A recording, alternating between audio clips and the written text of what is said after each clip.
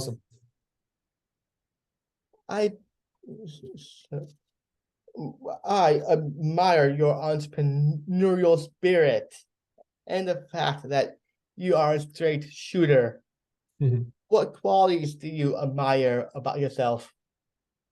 Oh, about myself, I some of the best, I guess one of the things I aspire to more than anything is I can remember being really worried when Meredith was pregnant with Kendall, our 11-year-old, our first child, because I wanted so badly to be a good dad.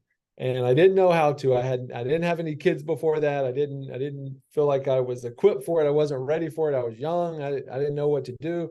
And Tom, the person I mentioned earlier, one of the person who really has ended up being kind of like a father to me, really. He gave me this advice. He said, strive to become the type of man that you would want your daughter to marry one day.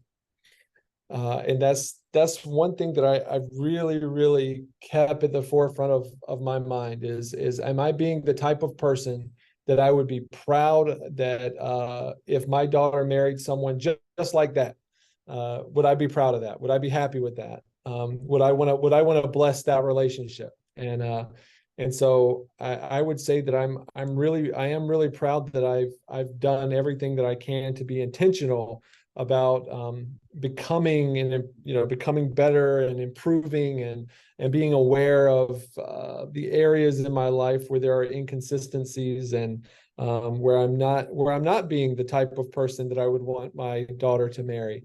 And so I would say if there's anything I admire, is that every year I've gotten a little bit better. And I can look back and I can see areas that I've improved over the years. I'm certainly proud of that. That's amazing. Pretend you're interviewing me. What is one question you would ask me? Oh, I've got way more than one, Matthew. The first one, actually, I'd love to know the answer to the question you just asked me. What's something you admire about yourself?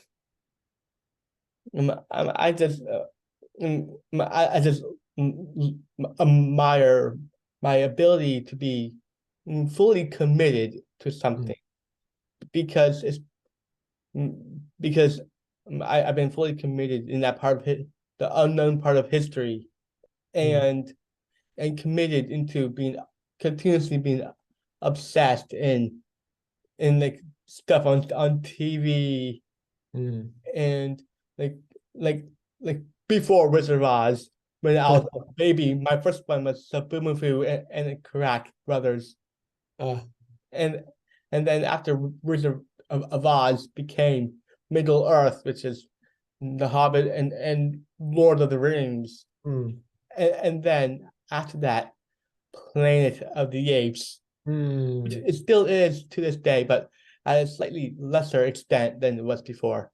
Sure, sure. But my biggest one now is musical theater. Oh, that's awesome. Yes. So is the three obsessions that I have, rank them in the most obsessive way is history, Hmm. the unknown part of history, then Planet of the Apes, and then musical theater. Love that. Love that. That's amazing. That's awesome. Yes. That is awesome. Thanks. So, mm, thank you for answering my crazy questions.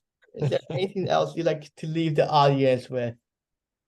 I think the thing that I guess my parting words, Matthew, is really less for the audience and more of a affirmation for you, man.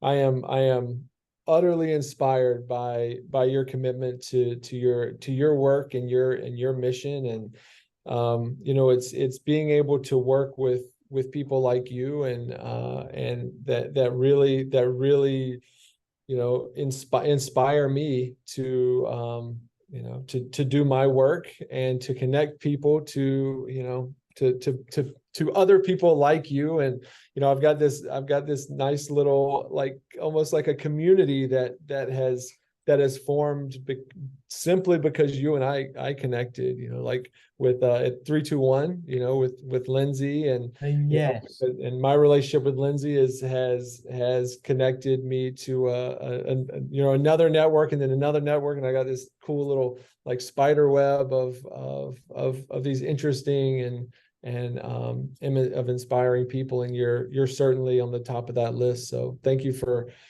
doing your work and being committed. And there's the impact of your work, right, which is really remarkable.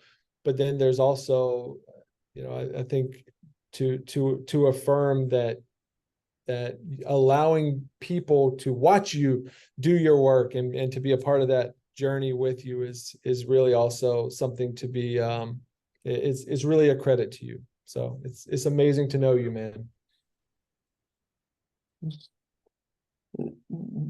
Thank you for being on the very first episode of Matthew Schwab Listens. And for you, audience out there, I just want to say Doug is an amazing guy to be with.